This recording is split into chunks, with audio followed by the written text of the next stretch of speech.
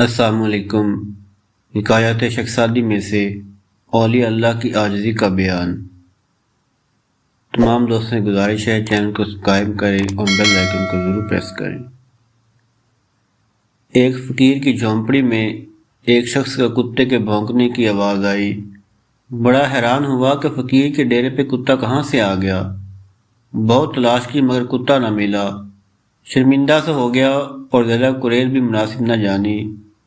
نیک بندے کے کمرے کی طرف گیا تو انہوں نے اندر بلا لیا اور ساری بات جان کر اس کو فرمانے لگے، اندر آ جا، جس کتے کو تو تلاش کر رہا ہے وہ میں ہی ہوں۔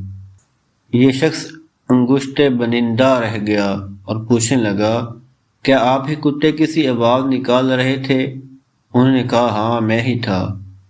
اس نے سبب پوچھا تو انہوں نے فرمایا کہ لوگ کتے کی عاجزی کی وجہ سے اسے پیار کرتے ہیں، تو میں نے سمجھا کہ میں بھی اللہ کی بارگاہ کا کتا بن جاؤں، ہو سکتا ہے اللہ مجھ سے پیار کرنے لگے، لہذا میں نے کتے کی طرح بولنا شروع کر دیا ہے۔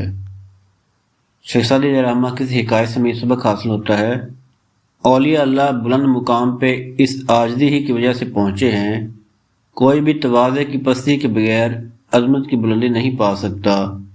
حضرت سعدی فرماتے ہیں، جب سیلاب آتا ہے تو بلندی سے پستی ہی کی طرف گرتا ہے، اور جب شبنم عاجز اور حقیر ہو کر گرتی ہے تو سورج کی تپش اس کو اٹھا کر ستاروں کی بلندیوں تک لے جاتی ہے۔ چوں خواہی کہ در قدر ولا رسی، زشیب تواضع ببلا رسی۔ اگر تو بھی بلند مقام کے حصول کا متلاشی ہے تو بلند مقام تجھے عاجزی کی پستی کے بغیر ہرگز نہ مل سکے گا۔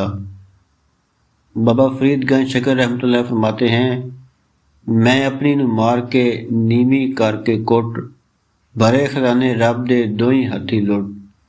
تمام نئے آنے والے دوستوں کو گزارش ہے چینل کو سبسکرائب کریں، بیل آئیکن کو ضرور پریس کریں۔ شکریہ۔